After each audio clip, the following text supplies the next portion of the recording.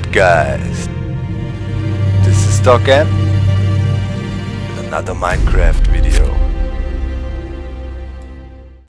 You heard it, and today this is episode 18 of Docm77's new Minecraft world tour.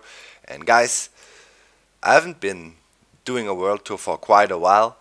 You heard about the sad time I had, and I just didn't feel like recording the world tour because this is my special thing. The world means a lot to me, but it doesn't mean I've not been active in my world. In contrary, guys, in fact, when I heard about the bad news, I couldn't sleep. I was really messed up, and well, what I did, I went on a 2.5-day building frenzy, almost building 24 hours a day, barely no sleep. And yeah, I was pretty productive in that time, and I want to show you my results for now. So guys, up there, last time we were working all the time on the portal room, and I think I finished it. So let's get upstairs and have a quick look.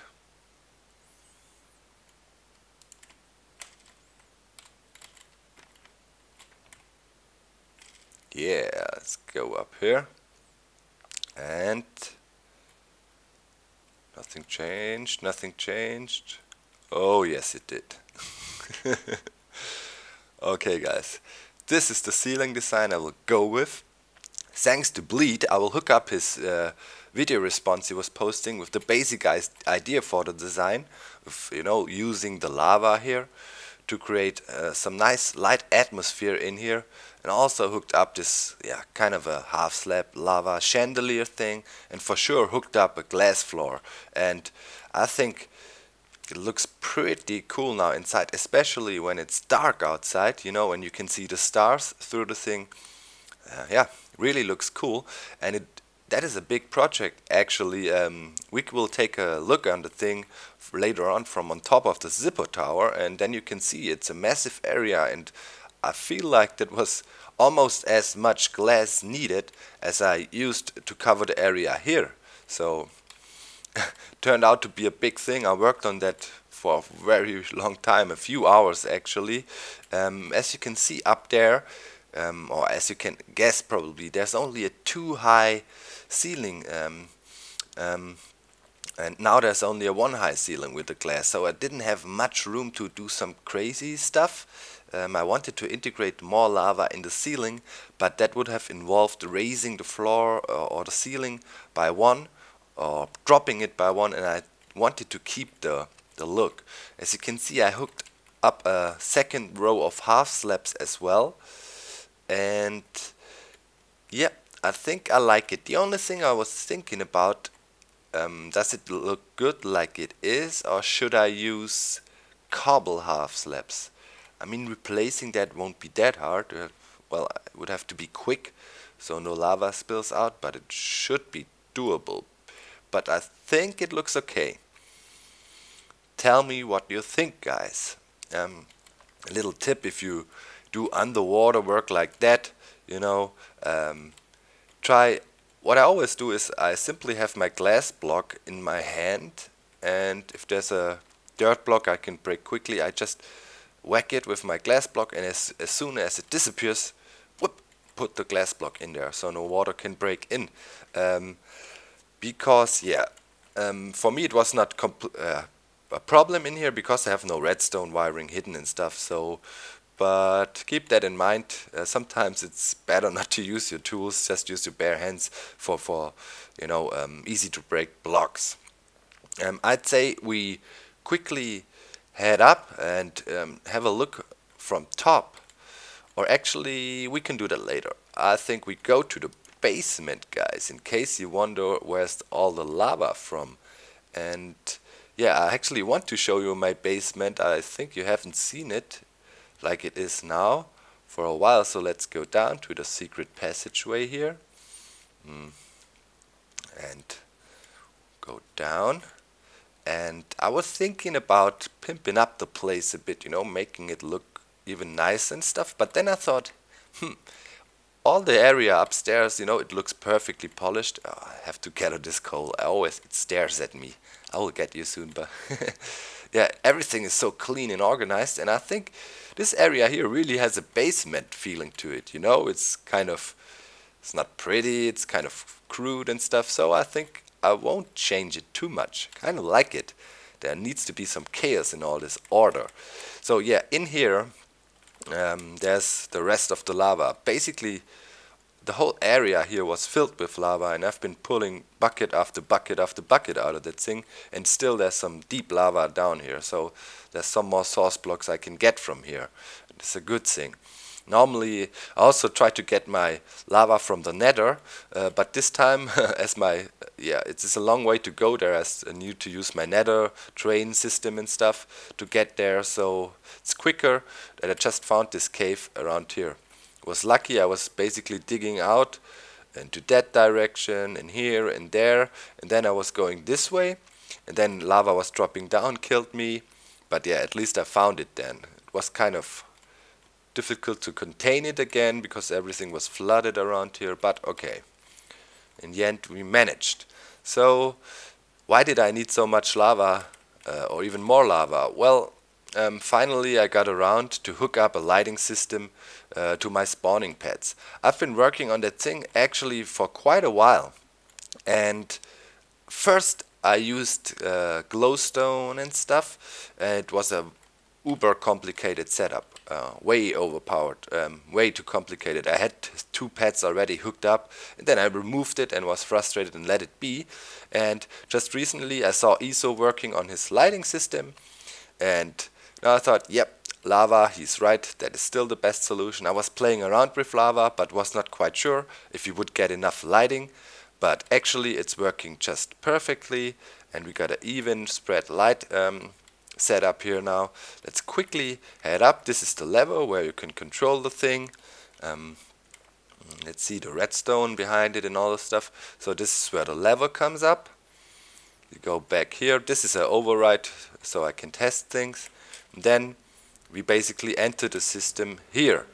And yeah, the idea is when the pads are opened, like now, those blocks retract, and beneath the lava here and there are the glass blocks, you know, and the light can penetrate and shine through. There are different ways to hook it up. I think Etho has it set up a little bit different. Actually, yeah, I finished my thing up here. Then I watched Etho's episode and I said, yeah, okay, good job. So yeah, it's always the same principle. You have to connect all your redstone together, and yeah, use sticky pistons, you know, to cover the glass. Don't use normal pistons because light will penetrate through it. So you know, if you just use the extender thingy, you can always also close off the lava, but light will penetrate, so that's why we use sticky pistons with the blocks here. Over here, if you wonder what that is, here, this is actually the control for the mob gate I have there, or a trinket tanks design, if you remember, with the trapdoors. Now you could do it even easier, you know, with the pistons, but it was made before the pistons made it to the game. So there's vertical wiring coming down and controls the gate. Over here, that's basically also, yeah, there's a lot of stuff. You know, I do a lot of excavation, and there's a lot of tunnels and stuff in my world to connect things. A lot of them you haven't seen.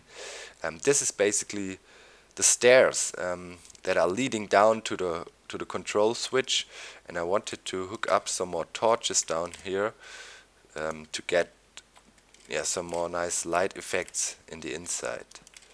Alright, yeah, and another cave. That's one of the cave systems. You know, that's not a really big one. It's a medium-sized cave.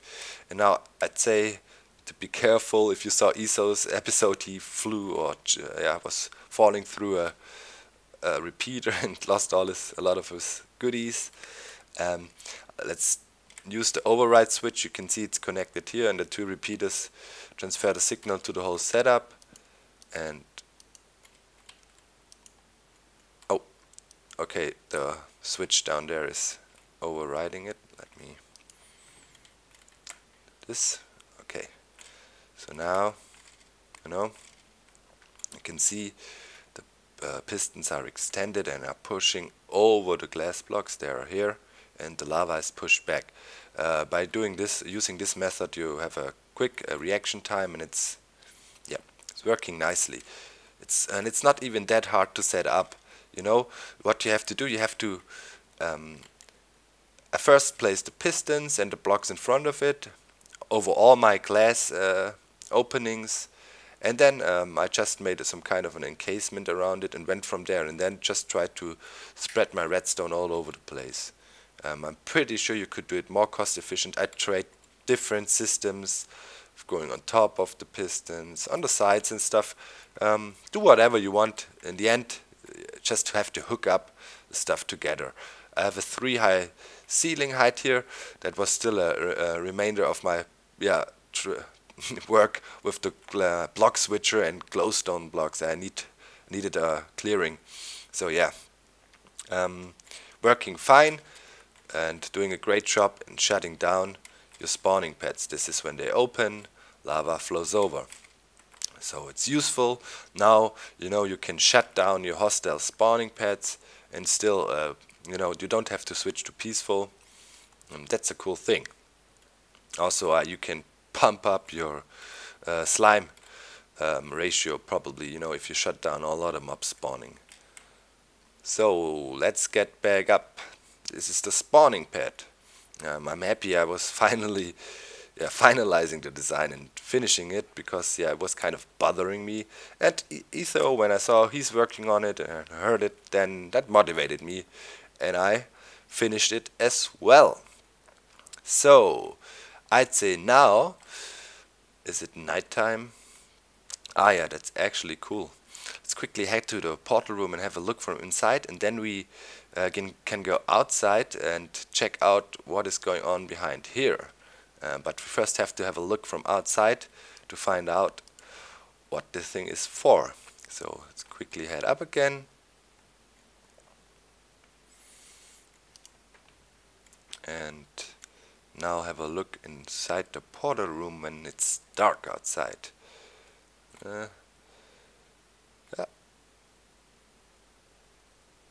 Actually pretty neat. But it's not. Is it really dark outside? Yeah, but you can see some stars shining through and all that. So I'm happy. And I'd say to make it quicker, I'll just go down here, take some damage. But I'm on peaceful, as of most of the times when I do some videos to demonstrate stuff. So let's ride up this. Yeah, you could even call it old school elevator by GL now. Still, it's not the fastest design, the way I have set it up, but it's one of the coolest designs. It's so mechanical and feels cool to ride it. So, the morning is rising. This is perfect. Let's get up there. Quick, dog. Hurry up. Zip elevator now. What is that? You quickly saw it. Yeah. Sun is rising. And back there, basically guys, you can see the basement or the foundation of my house. This is the inner workings, and now next step is I will have to create a tree around that thing. You can't tell much from the distance what is going on here, but I will show you. So you can see it, it's back there, it's in a straight line with my elevator exit system for the boat. You can see one of the boats down there, and on the right side here, that's what I wanted to show you guys as well. This is the nether portal room. So actually, if you compare the sizes of the two rooms, it was a big thing, and I just realized when I was done with it and came up here and looked down and was like, okay, that's why it took me so long. So, but it's looking cool. You can see it through the water here and stuff. It's not completely symmetrical, but that doesn't matter actually, because I think it's, it doesn't have to be perfectly symmetrical all over the place. It's interesting, over here I have the cooker set up, and it's not symmetrical at all, and that is important for a good design, I'd say. Sure, have some order and some yeah, some line to your building, you know, and some thematical setups, but spice it up with breaking this boring monotony, you know, with, yeah, oh, you know what I wanted to say. So, thing is open here. Let's go down and have a look what is going on over there. So, I was asking you guys where to hook up to my train station or my station, and we were contemplating over here, over there, and in the end there was one solution that I liked best. Some of you guys said use it, make it behind your water elevator here, and it's actually a good place to make it, and there it is. Da-da-da. This is the train station setup. Over here, I said I wanted a way to transfer my loot or goods from here to there and back and forth, and this is where this thing comes in place here. This is a minecart with a chest, and I can send it over to the tree. And I'd say we demonstrate it, have a look at the tree setup, and then I'll come back and explain how this thing is done. So it's automatic, it's pretty cool. So I can access the chest by now. Say it's put some of my wood in there and push the button and off it goes. It disappears. You quickly hop into the car if you want, and you can race with your storage chest. You can see it here. This is the tunnel I made to connect the future tree and our work area here inside the perimeter, and the car goes up there and disappears, and we will have a look where it goes. So this is where I exit around here, and there you go. Let's get in there. Ha! I think you know this design, guys. Etho just came up with it, and I saw it and immediately fell in love because it has a different feel. You know, the elevators over there, they are more the mechanical things. This is trimmed on high efficiency, but making compromises with the looks. You know, normally I don't like it too much if there's some redstone wiring visible, but this thing is just damn fast, and that's why I wanted to use it. So, there it is right now. The storage cars arrive here. I have a little chest where I transferred a lot of my stuff already over here. The saplings that I had, some leaves I was cutting down, but I still need way more wood. I used a lot for this contraption here. It's completely made of logs, wood logs, so took some time. This will change. This is not the final setup, guys. I just needed to bring it here, and I will make a cool arrival area for the storage system as well, and maybe hook up 2 cars, you know, so there's always 1 car at the work area and 1 car here at the living area, and yeah, so we can somehow send them back and forth. But I think it's not too hard to do, and I'll hook that up. So if you want to send it back, you just press the button, and then we have the thing going around. Yeah, we need to go down and have a look. So far I haven't hooked up a good way to get down, so I'd say hooray! Down we are. Now let's have a swim over here to the land and have a look. I was cutting down some trees and replanting some over here, so it's good that we're close, and also, you know, we have a nice view. There's some nice mountain formations. So this is the platform I will use for the tree. Imagine on the outlines of this dirt patch here, and you can see some of the wood already, the tree will start and branch out from there, and I will not go up using just wood blocks and placing them on top of each other. What I will do is I will plant trees in a ring around it. I did some testing, and I had to chopped it down completely and got the wood from it, but it works nicely. So I had a ring of trees and then let it grow at around, with bone meal, at around this height. Then you get a gigantic crown of the tree with a lot of leaves, and you must do away with it in the middle again, and then you can go on top of those trees, stack some soil or something. I will go up the elevator, jump down, so it's easier, so I don't need no scaffolding and stuff around. That's why I made the elevator, so I can jump down and build up the tree from there. Where the elevator arrives, there will be somehow, the main tree trunk will end there, and then the tree needs to spread out a bit in a few directions. I want to make it look natural, and it will be integrated a bit more in the landscape here. So this will be, yeah, not the smallest project I've been doing in my life. So on the outside you can see the elevator setup. You know, it's covered. Everything that can be covered is covered, but you won't see it from the outside anyways. It will be covered by the tree trunk. And around here, this is the line for the storage minecart. It goes around in a circular shape, and then comes up here and continues in this corkscrew design all around the elevator, all the way up. So to speak, it's a big tornado setup. If you don't know Ethos, tornado he uses to get up and down. Nice alternative to standard elevators. So there it is, and for now we arrive here. I just hooked up the track around here, so I'm able to access the stuff, but it will be changed as I said. And yeah, this is on top of the thing, so it's pretty high. We have got some, I measured it out, we got some space up there, you know, until we hit Skybox. You can see the clouds on top of us, and we can go beyond the clouds for quite a bit. So I think we're good, you know, that the proportions were important, and I think I got it. So let's jump down again. I need to hook up a quick drop. There is a quick drop already. I'll show you that. Let's get out. The ladder for sure will be removed. Don't worry. It's just temporarily. And for all of you guys who don't know how to make an elevator like that, for sure check out Ethos tutorial. I will provide a link.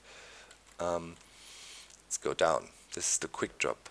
And you will arrive here, and there's your minecart you can enter. Maybe I'll change the setup here as well a bit. Maybe use soul sand, you know, to stop the car. There's a nice way.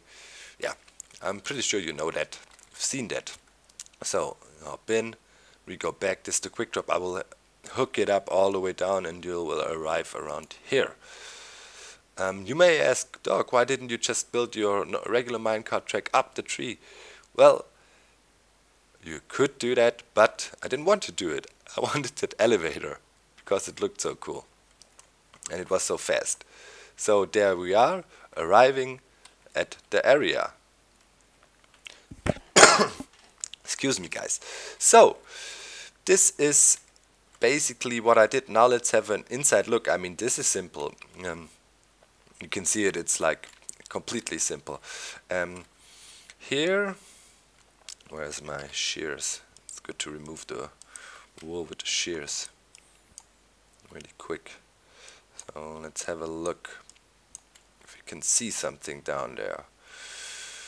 Alright, this setup is all about timing the delay correctly. So it works. There we go. Here, this is the arrival. The minecart comes in here, a pressure, there's a detector plate, and the detector plate runs over here, and this here is a pulse lengthener. Why do I need a pulse lengthener, and what is a pulse lengthener? This is one of Minecraft Addict's designs. A pulse lengthener, basically if you have a button and push it, the signal has only a certain length. And for example, if you want to push a button and keep a door open for a while, you could use one of those pulse lengtheners. You push the button, signal stays turned on for longer. This doubles the length of a button push right here, and it has some kind of delay to reset. And this is what we need here, because the minecart comes around the corner, activates the detector plate, and then the mechanism is activated over here and basically goes down. This piston retracts here and lets the minecart in, so it can be stored on the piston there. No, not again. Oh god, I fall down that hole every time. When I was building this thing like 10 times. Okay. So, and on top we have the piston closing off the system. It's hard to see in here. And there's another delay setup. Okay, let's see. Look. This piston where the minecart is standing on is going down. And if I want to send off the car, it goes down, and this piston pushes out the car, and there's a, I don't know, can you see it? Right behind that block, somewhere right behind that block, there's a power track. So what happens is the minecart falls down and gets pushed ahead. And this creates a situation where a solid block is behind the minecart on a power track, and this pushes the minecart off, so I can send it off over to the storage. Oh, iron storage area. I need some more iron. I feel like I'm getting low. Yep. Okay. That's basically how the setup works around here. I hope you kind of understood. The key thing is you have to time it correctly. You know, when I want to send in the minecart, this thing needs to go down, this thing needs to push out, send it off, retract, and then this thing needs to go up again, so it closes off the setup. And this is why we need some pulse lengtheners and some delay. And basically, yeah, you activate the thing, you activate it, it goes down, then the signal, yeah, you activate it, signal arrives here, pulse lengthener pushes down the block, and then the signal continues, quickly arrives at this setup, and where is it? Where do I power it? Up there. My god, this is so cramped in on here.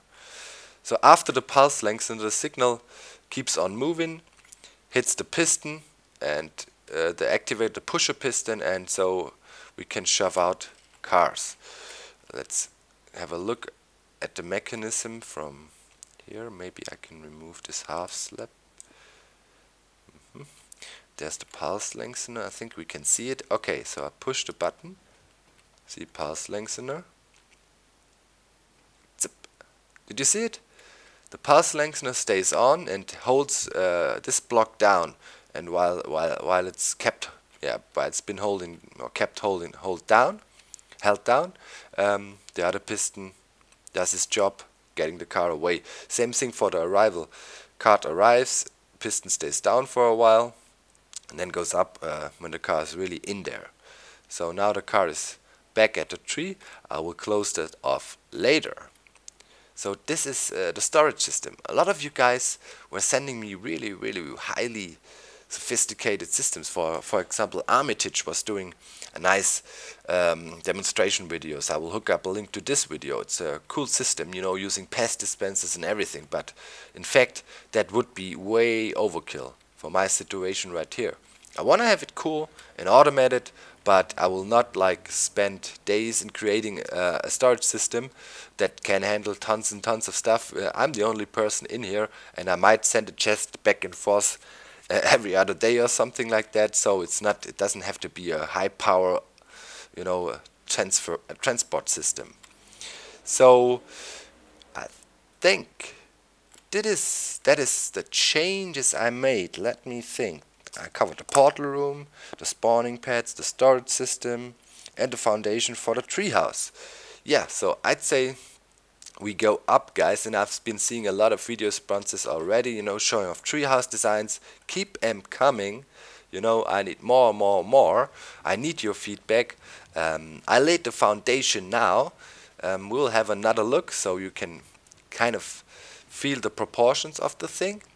And then I will start. This is the next project. I will tackle that ASAP as soon as I can, in fact, and try to hook up the tree around the thing and then go from there. I want to have my Smurf. Oh, what happened now? I want to have my Smurf over there, you know, because I had to remove it because it was so close to my spawning pads here, and I had some spawns going on which was getting on my nerves. And yeah, over there you can see it in the distance. Just imagine a huge tree, you know, with lighting in there so you can actually see the shape of it. That will need a lot of glowstone pumpkins and torches maybe, you know. I want to create something nice. And then you can sit on top of the thing, look down on your perimeter, and on the other side there's a pretty nice landscape. I saw some cliffs and stuff, but I don't want to explore too much. Still, update 1.8 is lurking, guys, or we're waiting for it, and still there are rumors that we might not be able to use our old worlds in the new update, at least for the adventure stuff. So that would be a real bummer, but yeah, I have a plan, as I mentioned sometimes, and we will see what we can do with that. Another thing I want to address.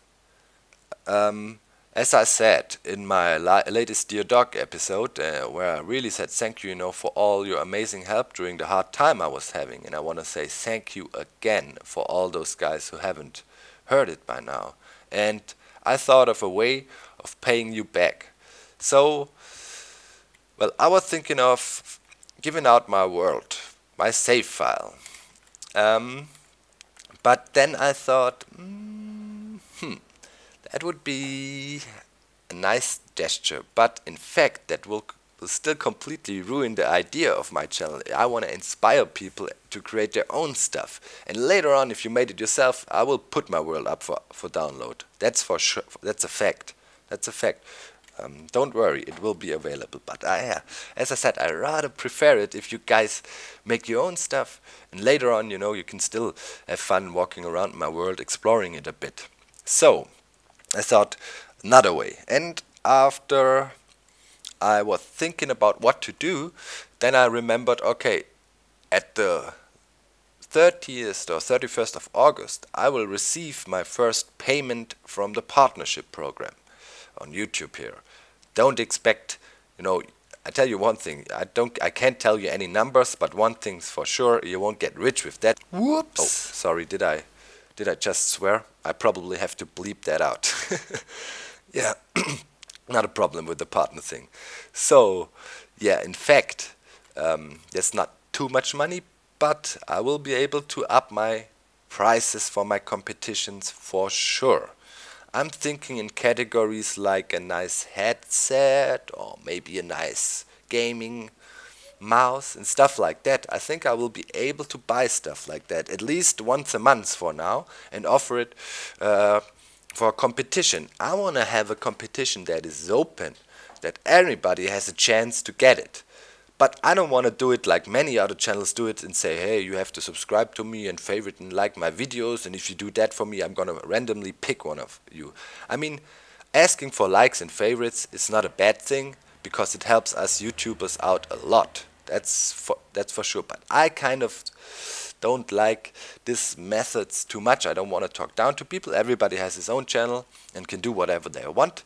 But for me, I want to have it a little bit different. So okay, sure, it will help if you're subscribed, because you will know when the thing goes down, but I'm not quite sure if I actually, yeah, let me know what are your ideas for a good competition I could have around my channel that is open and will be fair, and not have that, yeah, I want to use the competition to make as many subscribers as possible, because in my eyes, we have a great community. We are growing not like crazy, but that is a good thing, because all of you guys are really active, and you are an active and cool community around my channel, and that is what I'm looking for. I'm not looking for explosive growth, it's not all about subscriber numbers. You guys have to understand that. It's about having an active and nice community like I feel I have by now. And it's growing steadily, but not exploding. We're doing good, guys. Just fine. So, the competition is for you. I want to give you something back, and I said I will reinvest the money I make from the partnership program in my channel, and I will do that. So, please, guys, let me know what we need to do to get some nice prizes to you guys, and we have some time until the end of the month, to plan out something really cool, and maybe in the end we come up with an epic competition everybody is happy about, and plus there's some nice prizes in there for you. Might be able to have 2 or 3 prizes for the competitions, one big one, like I said, maybe a headset or something else, or games, and then maybe 1 or 2 smaller prizes, maybe a Minecraft key, and spot 3, I don't know, something, maybe a shout out or something like that, so we have some, so that the first prize is really something special. I hope you like that plan, and I hope You give me some feedback, some honest feedback, and tell me what you think about the idea, and tell me how we could do it the best way. I think that's it for the World Tour today. It was quite a lengthy episode, but yeah, I had a break and I did some stuff. Next project, tackle the treehouse. Hit me with video responses about that. That's it for today. I'm out. Bye bye.